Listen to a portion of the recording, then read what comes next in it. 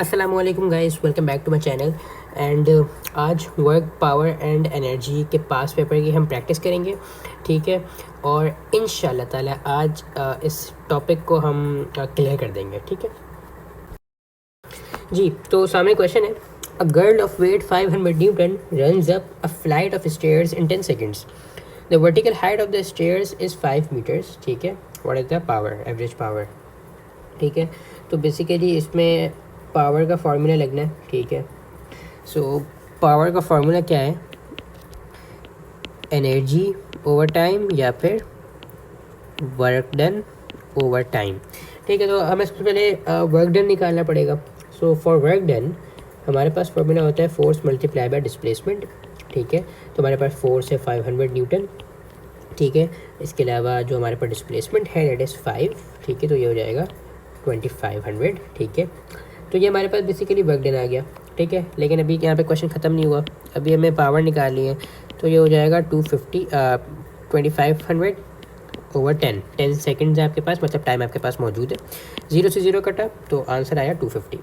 तो ये बेसिकली आपका आंसर है, ठीक है। सो दूसरा क्वेश्चन क्या कह रहे हैं, a 2 kg mass is moving at a constant speed, ठीक है। The kinetic energy of the mass is 400 joules. What is the speed, ठीक है। आपके पास यहाँ पे मास के बने, काइनेटिक एनर्जी के बने, और हमें स्पीड निकालनी है। स्पीड मींस वेलोसिटी, ठीक है। हमें बेसिकली वेलोसिटी निकालनी है, ठीक है। आप लोग समझ गए होंगे कि क्या करना है।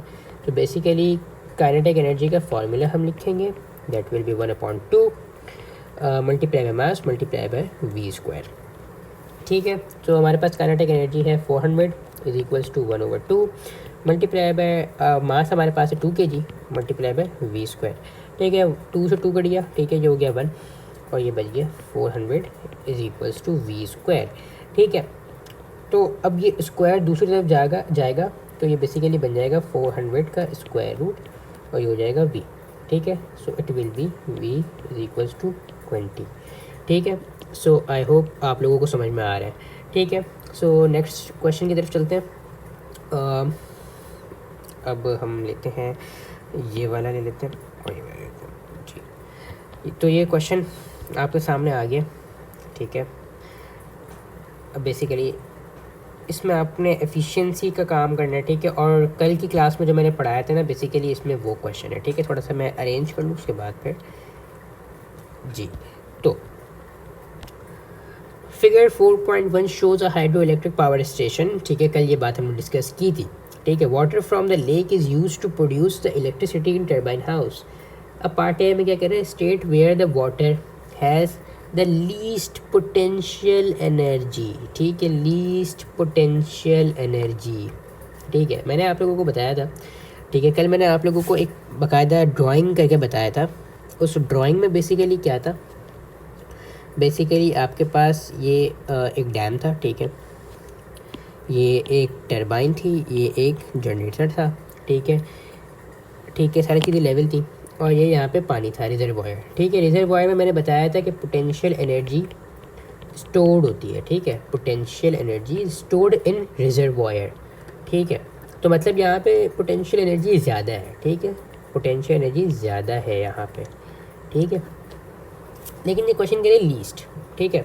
तो लीस्ट कहाँ पे होती, लीस्ट जनरेटर की तरफ होती, ठीक है। लीस्ट पोटेंशियल एनर्जी जनरेटर मतलब कि आगे जाके होती, क्योंकि जो रिजर्वॉयर है वहाँ पे पोटेंशियल एनर्जी ज़्यादा है। तो अब जैसे जैसे आगे जाएगा जो पोटेंशियल एनर्जी होगी दैट विल बी डिक्रीजिंग, ठीक है। तो अब इस पिक्चर को अब हम देखते हैं। तो बेसिकली जो ये लेक है इट इज़ अ रिजर्वॉयर, तो मतलब कि यहाँ पे जो पोटेंशियल एनर्जी होगी दैट विल बी ग्रेटर, ठीक है जी।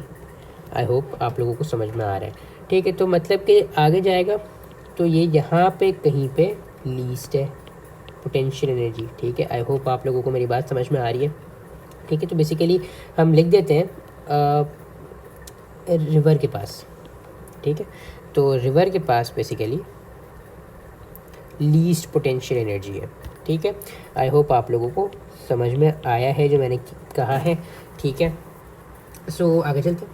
इन 30 minutes the water loses 5 multiply by 10 की power 9 joules of energy and 4.5 multiply by 10 to the power 9 joules of electrical energy is produced. ठीक है जी। बेसिकली इसने जो वाटर लूज़ जिससे water ने जो एनर्जी लूज़ की है, ठीक है, दैट इज़ 5, ठीक है, एक्सपोनेंट 10 टू द पावर 9, ठीक है, जिसमें से 4.5 यूज़ किए इलेक्ट्रिकल एनर्जी बनाने के लिए, मतलब कि 0.5 वेस्ट हो गई, वेस्टेड। ना व्हाट इज सेइंग, एफिशिएंसी मालूम करो भाई इसकी। ठीक है, तो बेसिकली देखा जाए एफिशिएंसी का फार्मूला क्या था, यूजफुल एनर्जी आउटपुट, ठीक है, अपॉन इनपुट। मैंने शॉर्ट फॉर्म लिखी है, ठीक है। तो यहाँ पे आउटपुट कितनी है, आउटपुट है यहाँ पे हमारे पास 4.5, ठीक है, 4.5 multiply bye I mean exponent 9, और ये जो इनपुट है जो हमने डाली है बेसिकली ये 5 multiply by 10 to the power 9। ठीक है, आई होप आप लोगों को समझ में आ रहा है। ठीक है, तो ये क्या हो जाएगा, सीधा सीधा इंडाइसिस का रूल लगेगा। ठीक है, सीधा सीधा इंडाइसिस का रूल लगेगा। स्टैंडर्ड फॉर्म्स में क्या सीखा था हमने, जब भी पावर बेसिस सेम होंगी तो पावर जो होगी दैट विल बी सब्ट्रैक्टेड। ठीक है, हमने ये सीखा था, बिल्कुल सीखा था। तो ये हो जाएगा 9 - 9 विच विल बी 0। ठीक है, 0 होगा। ठीक है, तो इंडाइसिस का एक रूल होता है कि अगर 0 हो, ठीक है, अगर पावर किसी चीज़ की 0 हो तो वो ऑटोमेटिकली 1 हो जाता है। ठीक है, इंडाइसिस में पढ़ाऊँगा आप लोगों को इंशाल्लाह ताला। अभी जो मैथ की क्लास इंशाल्लाह ताला लूँगा उसमें अब मैं बेसिकली इंडाइसिस पढ़ाने का सोच रहा हूँ। ठीक है, सो इंडाइसिस का रूल होता है कि किसी भी चीज़ की पावर अगर 0 हो तो वो चीज़ 1 हो जाती है। ठीक है जी, तो आई होप आप लोगों को समझ में आ रहा है। ठीक है, तो ये हो जाएगा 4.5 डिवाइडेड बाय 5.0। ठीक है, तो कैलकुलेटर से हम इसको सॉल्व कर लेते तो आंसर आया 0.9। 0.9 इसका आंसर आ रहा है। ठीक है, तो इसकी एफिशिएंसी 0.9 है। ठीक है जी, तो ये एक और क्वेश्चन है, state the principle of conservation of energy. मैंने क्या बताया था आप लोगों को कंजर्वेशन ऑफ एनर्जी के बारे में, that energy can not be created nor can destroyed. ठीक है, इट कैन ओनली ट्रांसफॉर्म्ड। ठीक है, तो ये मैंने आप लोगों को बताया था कि एनर्जी कभी भी क्रिएट ही नहीं की जा सकती, कभी डिस्ट्रॉय नहीं की जा सकती, सिर्फ वो ट्रांसफॉर्म होती है और ट्रांसफ़र की जाती है। ठीक है जी, तो सामने एक और क्वेश्चन है। The diagram show a curved curtain rail that has a steel ball rolling on it. The ball is released at point A. At which point does the ball have maximum kinetic energy? तो basically ये कल वाला जो मैंने कल आप लोगों को समझाया था ना, ये बेसिकली वही पूछ रहे हैं कि भाई अभी देखो जो पॉइंट ए है इसमें बॉल की पोटेंशियल एनर्जी ज़्यादा होगी कि कम होगी, ज़्यादा होगी क्योंकि बॉल ऊपर की तरफ है। ठीक है, सिमिलरली जो बी पॉइंट है, ठीक है, इस पर क्या loss in potential energy, gain in kinetic energy. ठीक है, तो मतलब क्या पोटेंशियल एनर्जी कम हो रही है और काइनेटिक एनर्जी बढ़ रही है। पॉइंट सी में काइनेटिक एनर्जी मैक्सिमम है। ठीक है, पॉइंट सी पे काइनेटिक एनर्जी जो है दैट इज़ मैक्सिमम। ठीक है, K.E इज़ मैक्सिमम। ठीक है, क्योंकि अब बॉल यहाँ पर आ चुकी है। ठीक है, और ना तो ये ऊपर है। ठीक है, तो बेसिकली बॉल बीच में है बिल्कुल। ठीक है, और पॉइंट डी जो है इस पर भी पोटेंशियल एनर्जी इज़ मैक्स। ठीक है, तो सी इज़ द करेक्ट ऑप्शन। ठीक है, क्योंकि ए पे भी बॉल ऊपर की तरफ है तो पोटेंशियल एनर्जी ज़्यादा है। ठीक है, बी पे जो है वो लॉस इन पोटेंशियल एनर्जी है और गेन इन काइनेटिक एनर्जी है, ठीक है, मतलब कि पोटेंशियल एनर्जी कम हो रही है, काइनेटिक एनर्जी बढ़ रही है। और सी जो है वो है बेसिकली काइनेटिक एनर्जी का मैक्सिमम पॉइंट, जबकि डी पॉइंट में देखिए बॉल फिर से ऊपर की तरफ जा रही है, ठीक है, बॉल फिर से ऊपर की तरफ जा रही है, जिसकी वजह से पोटेंशियल एनर्जी फिर से इंक्रीज़ हो रही है, ठीक है। तो सिमिलरली इसके नीचे एक और क्वेश्चन है जहाँ पे पूछ रहे हैं कि ग्रेविटेशनल पोटेंशियल एनर्जी कहाँ पे ज़्यादा है, तो ए पे ज़्यादा है, ठीक है, क्योंकि देखिए अब डी भी तो हो सकता था, लेकिन अब देखा जाए तो डी को यहाँ पे कहीं पे होना चाहिए था, लेकिन डी यहाँ पर है, ठीक है। अगर हम थोड़ा सा लेवल करके देखें, लाइक सॉरी मैं इसको लेवल करता हूँ, तो डी को बेसिकली यहाँ पे होना चाहिए था, ठीक है, लेकिन यहाँ पे तो नहीं है। तो आई होप आप लोगों को समझ में आ रहा है मैं क्या कहना चाह रहा हूँ कि डी थोड़ा सा ए से नीचे की तरफ है, जिसकी वजह से A is the correct option, जहाँ पे पोटेंशियल एनर्जी ज़्यादा है, ठीक है।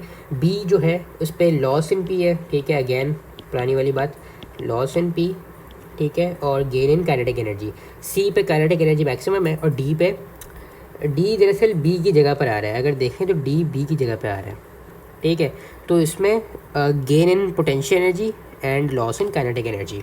तो आई होप आप लोगों को क्लियर है जी। तो ये एक और क्वेश्चन है, a man weigh 600 newtons, he runs up a staircase of total height 4 meters in 3 seconds. उसकी पावर कितनी थी? बेसिकली पावर का फार्मूला क्या था, ठीक है, सारे भाई पुराने पुराने क्वेश्चन हैं, सारे काफ़ी बच्चों वाले क्वेश्चन हैं, ठीक है। तो सबसे पहले हम वर्क डन निकाल देते हैं, मैं डायरेक्ट काम करूँगा, ठीक है, क्योंकि मेरे अंदर भी एनर्जी अभी नहीं है, मेरी भी सारी एनर्जी ड्रेन आउट हो गई है, ठीक है। सो ये हो जाएगा 2400, ठीक है। और मैं बस अब क्लास को माइंड अप करने ही लगा हूँ, ठीक है, कुछ और क्वेश्चंस करवाता हूँ, देन फिर क्लास में माइंड अप करता हूँ, ठीक है। 2400 डिवाइडेड बाय 3, ठीक है, तो कैलकुलेटर आपके पास अलाउड होगा, ठीक है, मैं अभी इसको मेंटली सॉल्व नहीं कर रहा, तो 800 आंसर है इसका, ठीक है। तो B is the correct option, ठीक है।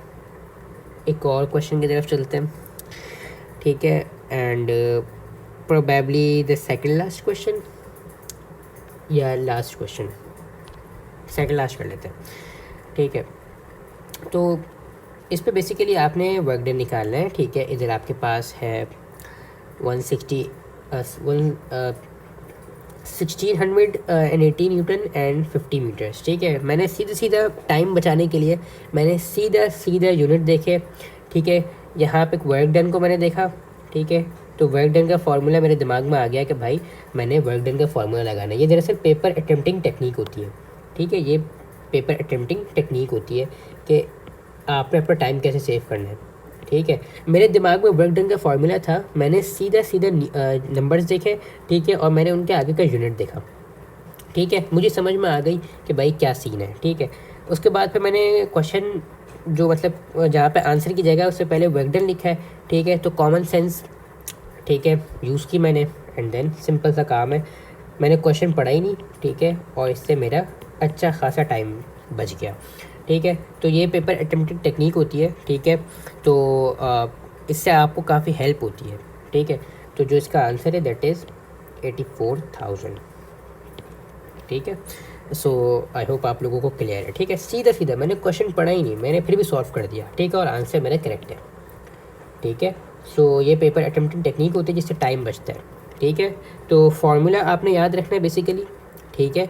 आपने पूरा क्वेश्चन ऑब्वियसली पढ़ना है, ठीक है, लेकिन टाइम बचाने के लिए मैंने क्या किया, मैंने यूनिट्स देखे, ठीक है, सीधा मैंने यूनिट्स देखे, नंबर देखे, ठीक है, और मैंने देख लिया कि निकालना क्या है, क्वेश्चन का जो मेन आइडिया है वो मैंने देख लिया, ठीक है। तो ये बेसिकली पेपर अटेम्प्टिंग की टेक्निक होती है, ठीक है। So here is one more question which is the last question, ठीक है। A car is driving along a level road. The total energy input from the petrol is 60 kilojoules, and the car wastes 45 kilojoules of energy. What is the efficiency of the car? ठीक है। So basically इसमें आपके पास efficiency का formula लगेगा output, ठीक है, upon input. मेरा गला भी खुश हो गया, ठीक है। तो हमारे पास आउटपुट क्या है 45, ठीक है, वेस्ट हुई है, लेकिन अभी हमारे पास आउटपुट यही है, ठीक है। अगर हम वो लाइट वाली एग्जांपल को देखें, ठीक है, जिसमें मैंने आप लोगों को बताया था कि, एक मिनट मैं आप लोगों को वो फिर से एक बार याद करवा देता हूँ, ठीक है। ये लैंप है, ठीक है, अगर यहाँ पे इलेक्ट्रिकल एनर्जी जा रही है, ठीक है, तो ये आउटपुट में दो चीज़ें दे रहे हैं, ठीक है, एक हीट दे रहा है, ठीक है, और एक लाइट दे रहा है आउटपुट पे। हाँ, आउटपुट पे। तो हीट बेसिकली वेस्ट है, लेकिन वेस्ट भी तो आउटपुट ही हुआ ना, ठीक है। तो ये सीन है, और ये हो जाएगा 60, ठीक है। तो अब हम इसको कैलकुलेट कर लेते हैं। तो 45 divide by 60 will give me 0.75, ठीक है। तो 0.75 को अगर हम मल्टीप्लाई बाय 100 करेंगे, ठीक है, सो दैट विल बी 75%, ठीक है। बहुत सारे बच्चे इसी तरह से करते हैं और ये गलत करते हैं, ठीक है, ये आंसर है ही नहीं, ठीक है। और इन लोगों ने MCQs में 75% आपको दिया भी है, ठीक है, ताकि आप अच्छे से कंफ्यूज हो जाओ। नहीं, गलत करते हैं बच्चे, ठीक है, ये कॉमन मिस्टेक है, ऐसे नहीं करना आप लोगों ने, ठीक है। तो अब सबसे पहले आप लोगों ने, ठीक है, जो टोटल एनर्जी इनपुट है उसमें 60 है, 60 की है, ठीक है। 45 उसने वेस्ट कर दी, तो 60 माइनस 45 क्या हो जाएगा 15, ठीक है। तो अब 15 जाएगा इसकी जगह पे। ये बच्चों की कॉमन मिस्टेक मैंने आप लोगों को बताई है, ठीक है। तो आप लोगों ने ऐसे नहीं करना। तो इसका आंसर आएगा 0.25, ठीक है, जिसको हम मल्टीप्लाई बाय 100 करेंगे तो ये 25% हो जाएगा, ठीक है। ये मैंने आप लोगों को बेसिकली कॉमन मिस्टेक बताई है, ठीक है, ऐसे नहीं करना, ठीक है। आप लोगों ने ये लॉजिक लगा देनी है कि वेस्ट भी तो आखिर आउटपुट ही है, नहीं, ये ऐसे नहीं करना, ठीक है।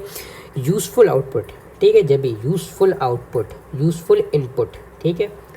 तो अब हम वाइंड अप करते हैं, ठीक है। ये गलती भाई कॉमन मिस्टेक है, ठीक है, आप लोगों ने इस गलती से अवॉइड करना है, ठीक है। यूज़फुल हमने आउटपुट एनर्जी ही देनी है, ठीक है, useful output energy, useful input energy, ठीक है। अक्सर बच्चे इस तरह से एग्ज़ाम का चूँकि प्रेशर होता है ना, तो बच्चे कंफ्यूज कर देते हैं अपने आप को कि जो वेस्ट है बेसिकली वो भी तो आउटपुट ही है ना, तो वो दरअसल वो लिख के आ जाते हैं। नहीं, ऐसा नहीं करना, ठीक है, ये कॉमन मिस्टेक है बच्चों की, ठीक है। तो आज के लिए बस इतना ही, ठीक है। So do subscribe and like my channel and share it with your friends, ठीक है। और thank you so much guys, अल्लाह हाफिज़, एंड आई होप आप लोगों को वर्क, पावर एंड एनर्जी समझ में आ गया, ठीक है। अल्लाह हाफिज़, टेक केयर।